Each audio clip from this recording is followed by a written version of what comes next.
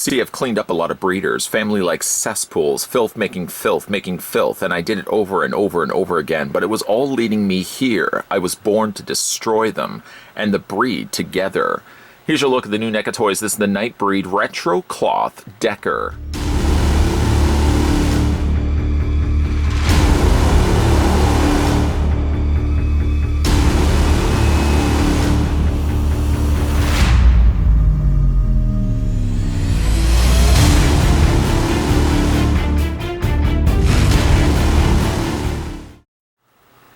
After a psychiatrist convinces Aaron that he's guilty of vicious murders, the troubled young man is driven to find the city he finds in his nightmares, believes that he belongs there because Midian is where the monsters live. Or is it?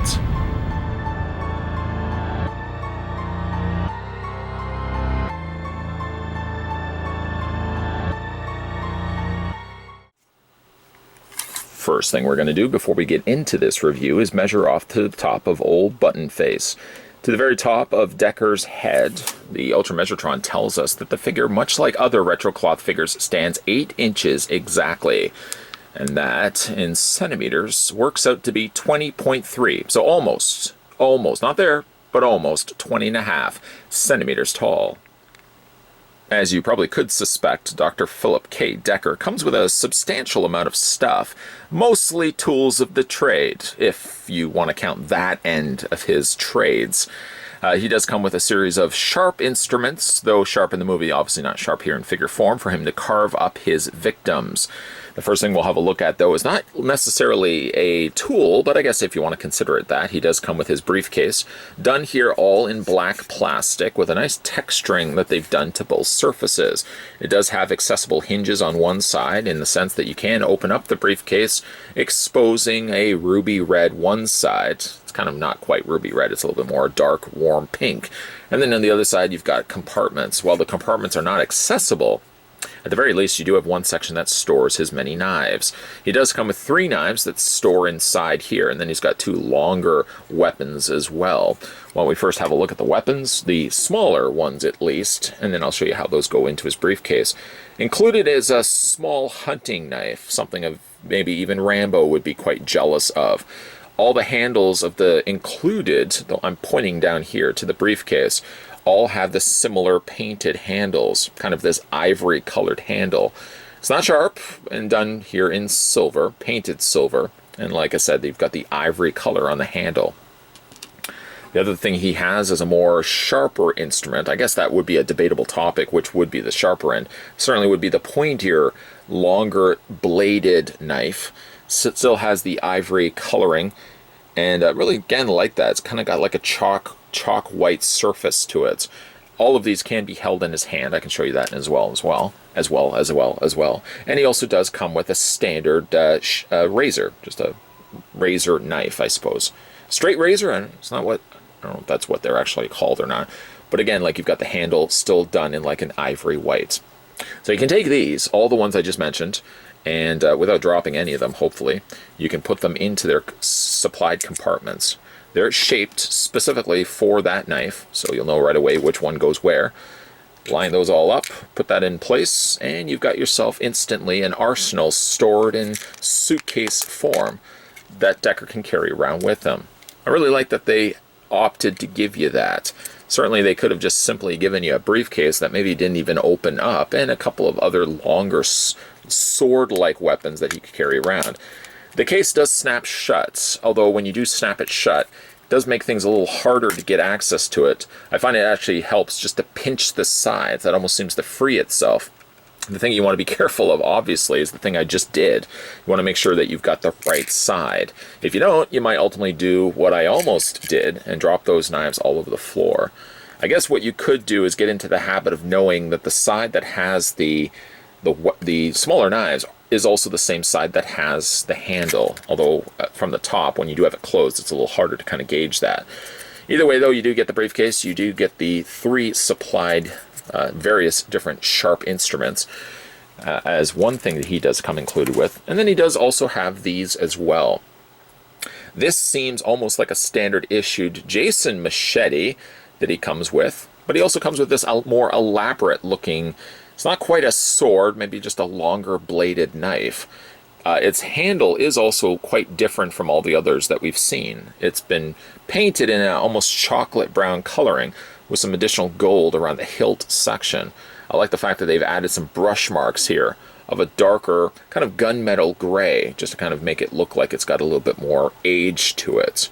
I really do like this one quite a bit. Probably going to be what I display the figure with. I would imagine, if anything, closing my eyes and envisioning how I'm going to display Decker, likelihood would probably be this in one hand, either hand of course, and then the other hand will be holding his briefcase. So those are the accessories that he comes included with. Just in case, FYI, you are wondering, you can snap the briefcase shut, and the briefcase fits in either one of his hands. Although you want to be careful, the one hand, both hands really for that matter, do involve you kind of having to twist the handle of the briefcase before, of course, it settles down. Settle down there. And then the other hand, you can take any one of the weapons. I'm just going to go with this knife because I really like this knife. Again, I don't know what would constitute, would the length of blade determine whether it's a sword or a knife? I don't know if you would consider this necessarily a sword. It seems short, and the type of handle that it is, the hilt, doesn't, I wouldn't say that that's necessarily a sword, but we're going to go with knife, and there you go. So he does come with those as all his weapons of exacting the means to kind of cleanse the city of his victims. And really cool that he comes included with those. So we'll go ahead and take those off, and we'll have a look at the figure. And I really have been hoping for the longest of times, secret soft spot for the film Nightbreed, an extension to Clive Barker's world, of course, not quite in the same universe, I suppose, if you will, as the Cenobites from Hellraiser. I guess you could kind of think that somewhere along the lines there could be some Cenobites happening there. But for the most part, a brand new world from the mind of one Clive Barker. Always looking at old Button Eyes here. I've always thought to myself the Button Face, or Decker, kind of resembled a little bit, and of course he would have come first. The Collector. I often really, now even looking at watching Nightbreed nowadays, I do feel like Decker's mask seems like something that could have been the inspiration for the Collector later on. From the Collector and the Collection, I think we're also getting ourselves a third Collector film. I'd be interested in seeing that one. But we're not talking about the Collector, we're talking about Nightbreed. A rather interesting, again, different style of movie. Really ahead of its time, more action and horror than just straight out sort of the ambiance, just the kind of the suspense, the build-up that the original Hellraiser films were. They were more slow burning, whereas Nightbreed was more like action-packed. But Decker really was certainly an interesting enough character incorporating into the world of Nightbreed, portrayed by one David Cronenberg of all things. Oftentimes, actually, when he was Buttonface, I felt like I was listening to often, was it Jeffrey Combs, the Reanimator? Almost sounded like he had a similar style of voice, but I really think it's such a classic looking mask, a mask of which could have worked very well as an ultimate version of this figure also. But I don't know if NECA Toys would ever branch off to the idea of giving this guy a full ultimate treatment. It's sort of one of the benefits of collecting the retro cloth figures, is the fact that you do get figures like this that may have never existed in the world of regular full mold figures. I mean, you got to imagine, for a figure like this to exist, perhaps NECA Toys would have to tool a brand new torso with, of course, the jacket. I'm trying to think of other NECA figures in plastic form that would have had jacketed suits like this. I'm drawing a blank right now, and give me some time. I'm sure I could probably come up with something. But in the meantime, here Decker comes with a tailored jacket. The jacket is Velcro closured, as well as his pants. I don't know why you would necessarily want to undo his pants, but that's just the way that they've been attached onto his legs. Underneath that, though, is the patterned tie, consisting of some gray squares, kind of greenish gray triangles, and they're of a very thin material. They're kind of the same, well, I think they're the same material that we got with the Leatherface retro cloth figure as well. A white button-up shirt, and of course he's got the gray jacket over top of it. Some nice inclusions of some buttons, of course, two of which make up the socketed sections of his face. Always really liked the non-symmetrical face, so he had the zipper kind of off to the one side, not quite dead centered. Texturing actually is really nice on the face. Even liking to the fact that you can see the opening on the back of the mask where he sort of ties up this lucha style mask, and you can still see his like hair and stuff underneath all of that. Jacket, like I said, does incorporate some additional buttons and has some pockets, though there are not real functioning pockets. They're simply just the flaps, as well as can be said on the top there. Although it does feel like this one, it does have a little bit more of an opening, but you can see that pocket isn't really going to go very far. Of course, is the notable gloves that Decker wears, and I'm glad that they're incorporated there. You can even also, if I can just get access to it, roll up his sleeve, and you can see that they've actually got the shirt running full length all the way down to the ends of his sleeve. So I'm liking the fact that they didn't stop it way up there. I guess in theory, if you wanted to, you could take the jacket completely off, and you'd have a shirted Decker underneath that. Not really sure why you'd want to do that, but just in case you did. Full-length tailored pants, done also in that gray color, and he's also got a pair of shiny dress shoes. Like all the other retro cloth figures, Decker doesn't possess any peg holes on the undersides of his feet. He's not a figure that has difficulty to stand, don't get me wrong. If you lean him just slightly forward, he seems to have a better footing than if you lean him slightly back. The figure, like I said, doesn't have necessarily any problem standing, but if you want to put him in more exaggerated poses, I would have loved the fact if they could have put peg holes on the undersides of his feet. That way you can make use of the clear display stand that NECA also sells, and you could have put him in a walking stance, if anything else. Let's have a look at the figure's articulation. Now, this is a bit limited. His head rotates all the way around. I can't tell you whether he does have a ball joint in the head. Based on the fact of how much I'm able to move the head up, I'm going to guess yes, but he doesn't have a whole lot of articulation to speak of. Again, you can move the head back and forth, but there's really a lot of reluctancy for anything else that you can do with the head. He does have a waist swivel, and with like other retro cloth figures, his arms move outward. You can move him forward, you can move him back. He has a swivel, basically where the bicep section meets the shoulder, bend at the elbow, and then you can also rotate each hand. It's not just simply afforded to this side, you can do it also on this side as well. Legs split out, there's always that one reluctant leg. You can move them forward, you can move them back, you can swivel at the top cut of the thigh, swivels right there. A single hinge on the knee, and then you've got articulation happening in the feet. Really loving this figure, I have to admit. Let's get his jacket completely done up. As I said already, I'm a big, kind of had a soft spot for Nightbreed. It was one of those movies that I didn't like the first viewing. In fact, I might even just say I didn't like it the second viewing either. But I think as I got a little older and my appreciation for horror films started to develop, I went back and watched the film again, decided a third outing to give it another chance, and ended up really, really liking the film. It's a different take. It's something different that we don't normally see with horror films, kind of incorporating a little bit of action, a little bit of horror, and then sprinkled in there you also had Decker, a really interesting enough character. I certainly would hope that this isn't the last Nightbreed figure that we get from the folks over at NECA. At the very least, if they are going to keeping these in their retro cloth state, certainly would open the doors for future, potentially future Nightbreed figures.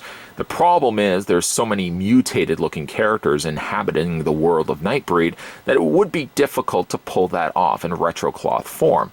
Still, though, the fact that the itch has been scratched and we finally got ourselves a Decker, I do hope that does open the door that we will get future Nightbreed releases from the folks over at NECA Toys.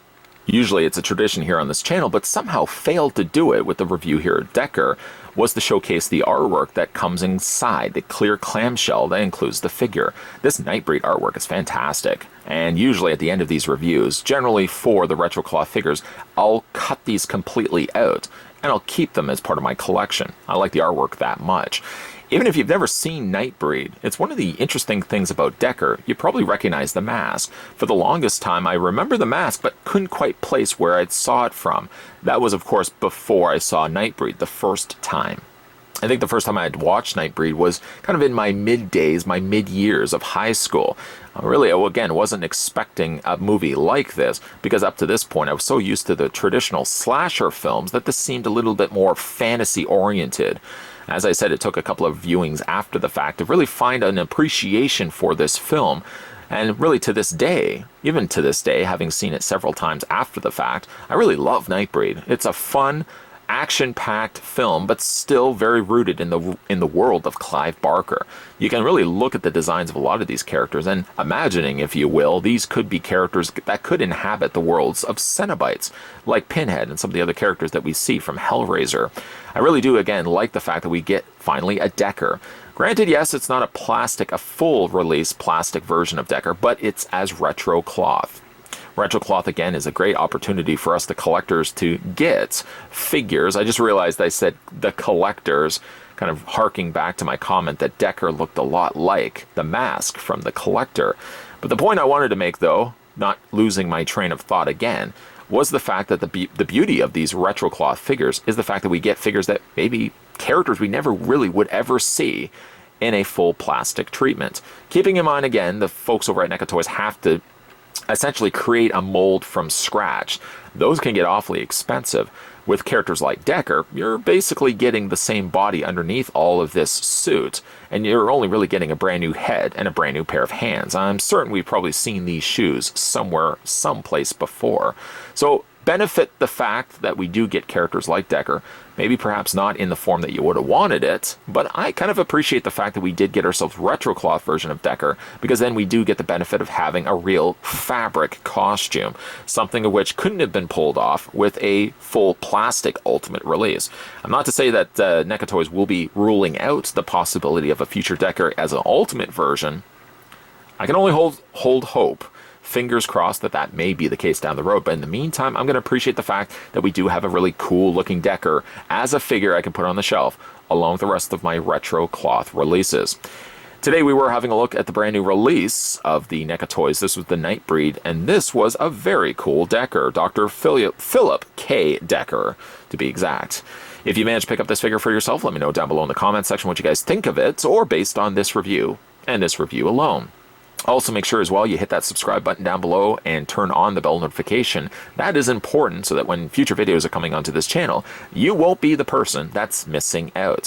While everybody else is talking at I was going to say the boiler room, but at the water cooler about all the reviews recently I've just posted, and you're going to be that person that's be like, wait a minute, he just did a review of that?